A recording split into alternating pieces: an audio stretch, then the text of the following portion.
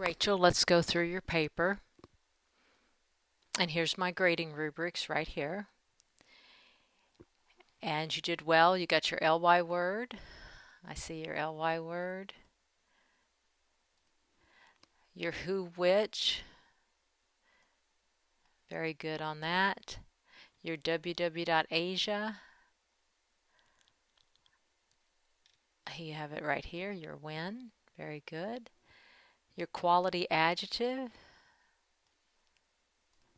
Your strong verb. Good verb there. Your spelling. I did not find any spelling errors. Capitalization. I did find a capitalization error right here. Franklin needed to be, oops. We needed to have the name capitalized. And so I wasn't able to give you credit on your capitalization. Punctuation. I found one punctuation error and it was right here. James refused to publish his brother's writing. And right here this is possessive. And so we need to have an apostrophe S. And remember, if you have two nouns back to back, one of them possesses the other. So right here, this is a noun, brothers writing. And when we have two nouns back to back, one's going to possess the other. And because there's only one brother, we do that apostrophe S. So that lost your credit on your punctuation. I could have counted that as usage, but oh, punctuation. Yikes. One spelling error, and that was his brother's letters. Let me find it right here. James was bitter when he found out the letters were. It should be were his brothers. And so that's how I graded you there. Double space, I went ahead and gave you the full double space, even though I want you to use the 2.0 double space all the way up. So see how that spaces it out a lot more? Go ahead and use the full 2.0. I didn't get your outline, and this was what brought your grade down the most, because this was worth 15 points. And if you want to send me your outline, I will revise your grade. What I'm looking for is that 15-point outline that shows your words in your writing. And then your citation was fine. So overall, little mistakes, but they cost you some points on your grade. And I think you'll be able to kind of clean that up. But if you give me your outline, that's going to make a big difference in your grade. Overall, it looks pretty good. We just have some things we need to get cleaned up with it. And I'm going to give you your new objectives for your next paper or your next summary. And our first objective is going to be to add an MLA writing. Let me go through these real quick with you.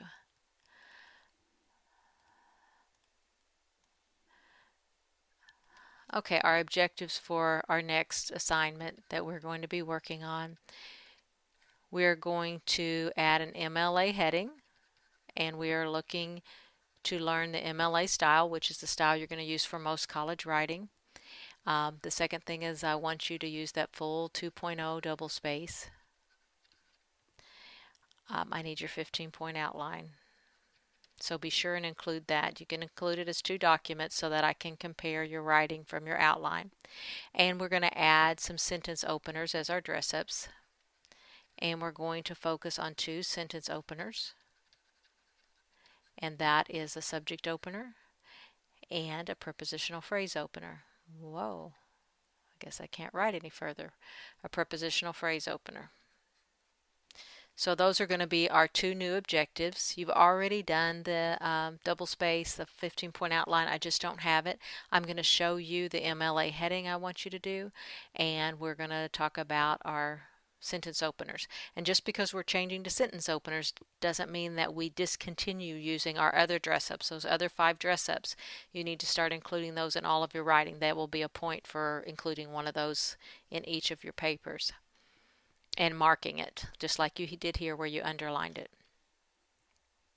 Our MLA heading goes at the top here, and it has 4 things. It has your name, it has your teacher's name, it has your course,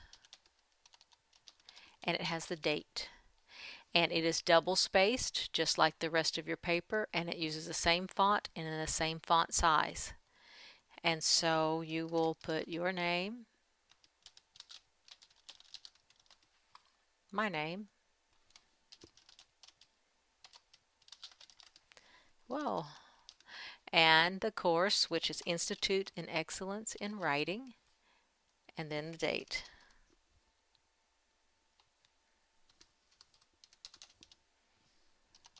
I just can't type.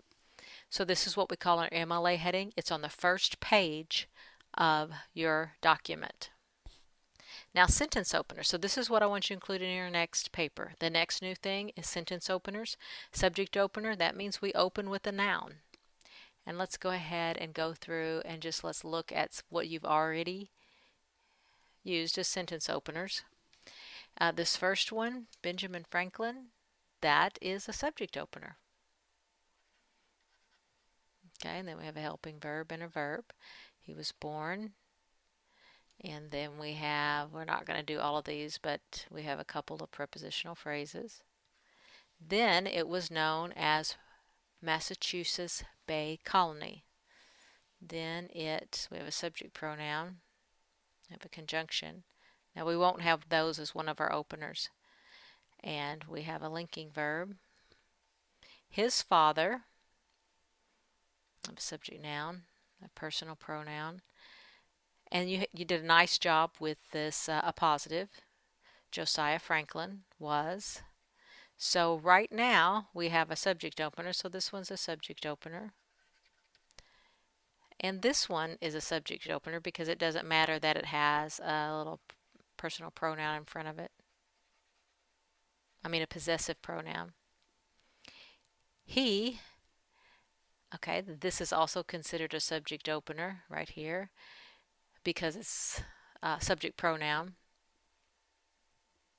Benjamin, again, another subject opener, who was the 15th child, was Josiah's last son. And nice job here on your who which. We can take that who which out and our sentence still makes sense. Benjamin was Josiah's last son. And that who which just gives us some extra information. Nice job on that. Later on, despite Benjamin's success in Latin school, now this isn't a prepositional opener. Later on, despite Ben's success in Latin school, it's an opener that we're going to be working on later. But see, here's where it's our subject pronoun. And right here, let's just call that a clausal opener right now. It's not one we're doing right now. We're looking for prepositional openers right now. But right there, you did a clausal opener, and we will get to that one in upcoming lessons. Dripping wax didn't exactly fire up his sharp imagination. And that's a subject opener, even though that's a gerund. It's a subject opener, but it's a gerund and it used the ing, and we are going to get, that's also an upcoming opener, our ing openers. So you have varied your openers a little bit. To dissuade him from taking off to sea, and here we do have a prepositional opener. To dissuade him from taking off to sea. So this would be a prepositional opener, because here's our basic sentence here. Josiah apprenticed. Here's our basic sentence. Ben took to this despite his brother's harsh treatment. We have another subject opener. James refused, another subject opener. So, you have a conjunction here. He, subject pronoun. James was bitter.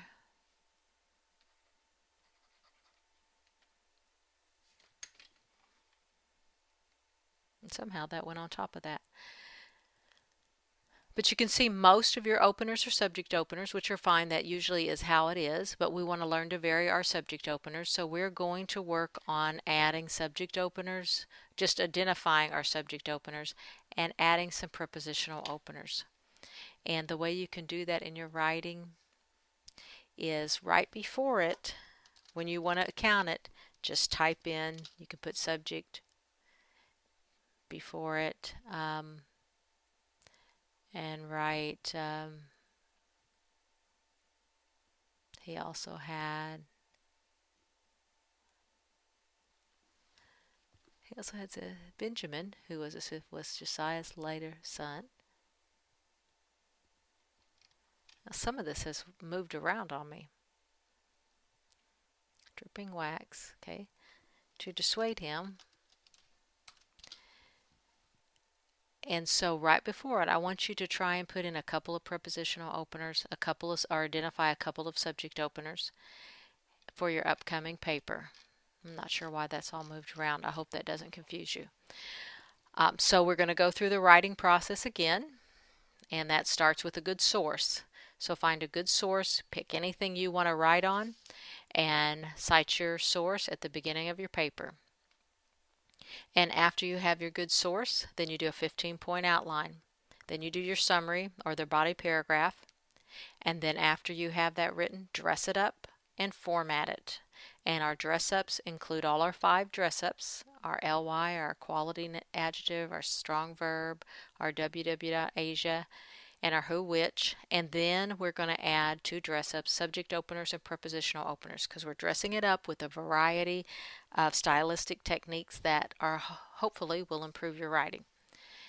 So you can send me your source in advance if you want to, or you can just send it all together. When you send me your paper, I should be able to take your source and find it, and that is the purpose of a source. And when you're looking at a source, look for an author, look for a publication, just like this one. It was from A&E, so that's our publishing entity. So you want to have a publishing entity if at all possible, and you want to have an author, and then you want to have a date of publication. The other thing is, go ahead and use that full 2.0 and just watch your little errors, like on your spelling and capitalizations, so you don't get points counted off for that. And that's the end of the video.